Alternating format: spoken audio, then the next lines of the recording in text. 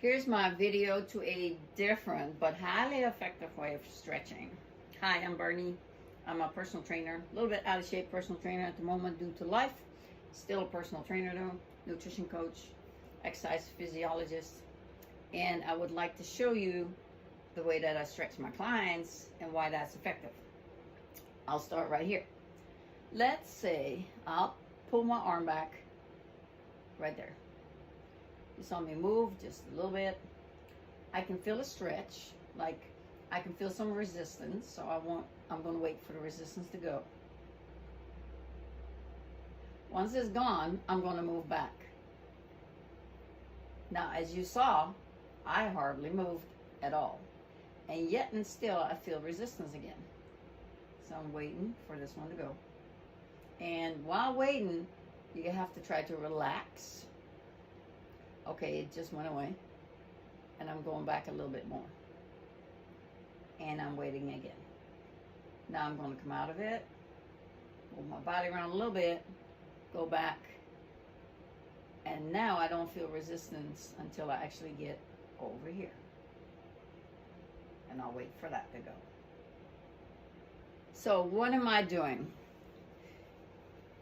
If you can see this, here we go. So there's a little line here, circles in between.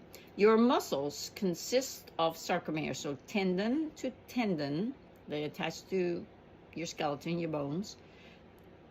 They are made up of sarcomeres, which are segments of the muscle. Now, most people, they are right here when they stretch. So we're taking the same thing, and they're right there. But if sarcomere number 1, 2, and 3 are stuck, and we're stretching 4, 5, and 26, you never truly free up the muscle because that part of the muscle keeps trying to tell you that it has issues and it would like for you to address those issues. That is the methodology I'm using. So, going back to what I was doing, now this is a tedious, time-consuming process, but it's very effective. So, especially for people who are hurting, this is like a godsend, believe it or not. So now, if I'm starting, I'm already here before I even feel any resistance. And I'm going to wait a little bit, wait for it to go back a little bit more. I don't feel anything until I move here, and I wait for that to go. Stretching like this is a big deal because a lot of people have painful joints. For instance, bone on bone knee. Clearly, this is not going to fix that. However, it can and will change the amount of force with which the muscle pulls on the bone, on the knee, on other body parts, which can then give you some type of relief, help you walk a little bit differently, change your gait. So all those things matter a lot. Now, when I stretch, I can go here or even further if I really want to. But if I have tightness going on in certain areas, it will not address that because I keep bypassing those individual spots that keep telling me something is wrong.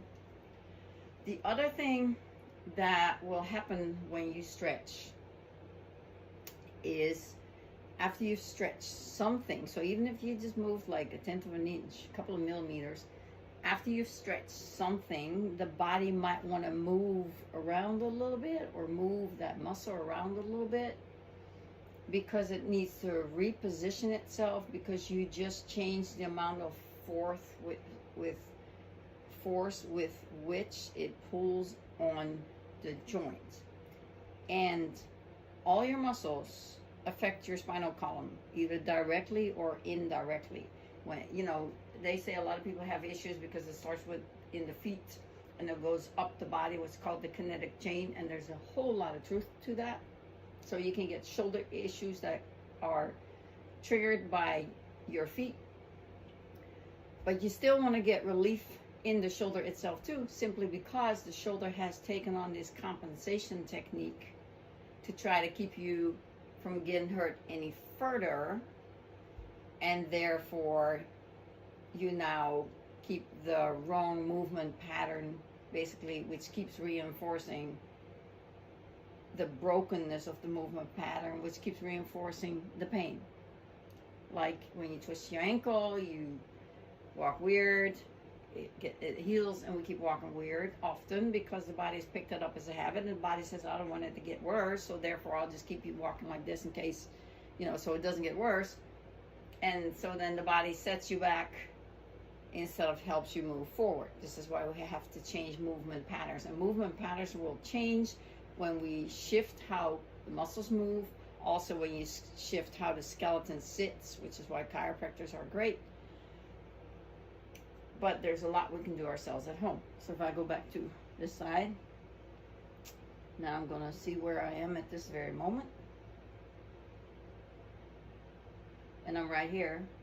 Actually, I'm right here before I feel anything. Now I feel a little bit of pull on my neck because my neck is tight at the moment. So that's great.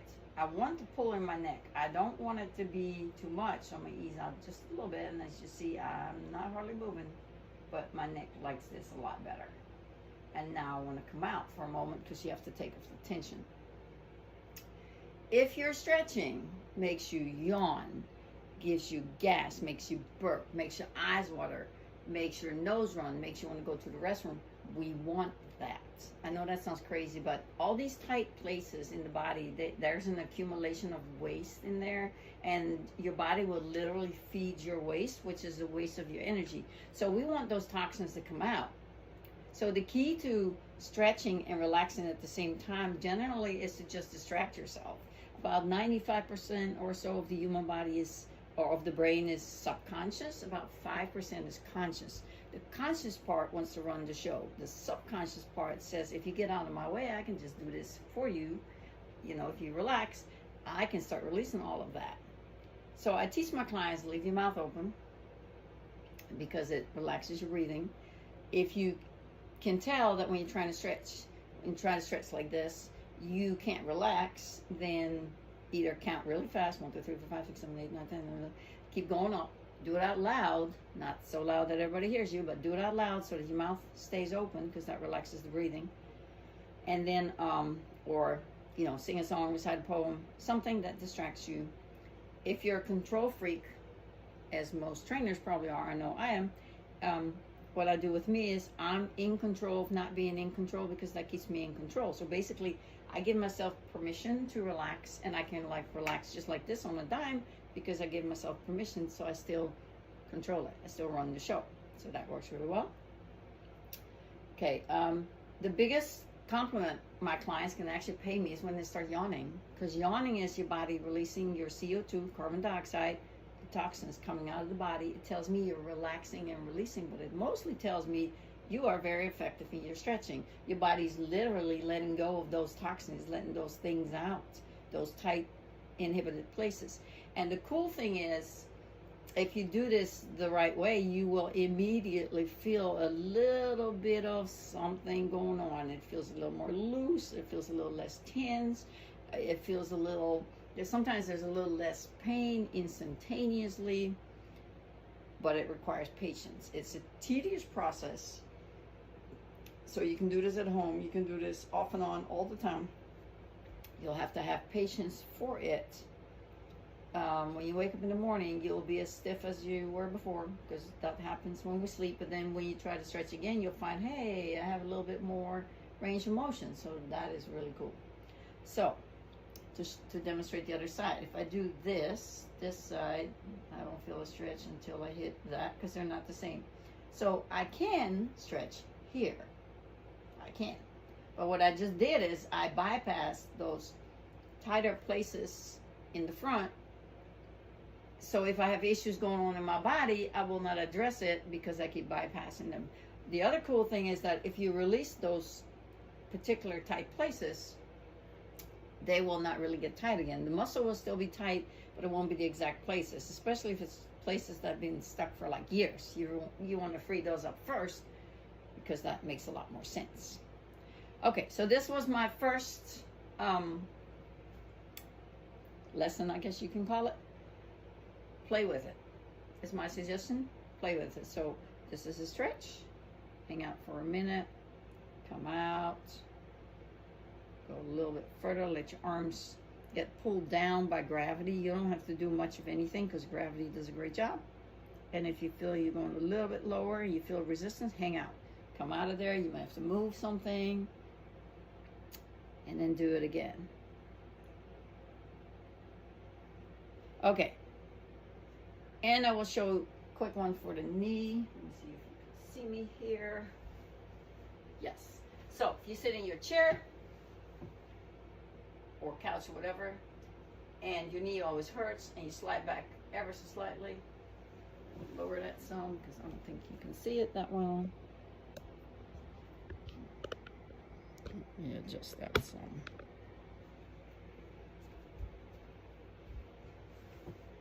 Okay, great. Okay, right here. So let's say your knee always hurts in this position. If I now slide back and I feel something, I have to start right there. It shouldn't be pain. It should just be, oh, I feel something. Come out of it, put it back in, and see if it feels a little bit better. These are muscle movements for people who are really inhibited in their movements because of severe arthritis and all these things. You have to go super, super slow, super, super gently, super, super millimeter, tenth of an inch type of way. And you might think, man, I'm not getting anywhere. Yes, you are. But you got to stay consistent. And then you'll find one day, oh, I'm here. I'm getting closer to the 90-degree angle. That is progress. And then you might feel the back trying to cramp. So now I'm leaning my leg forward a little bit to let this ease up. Because when we are tight, everything's tight.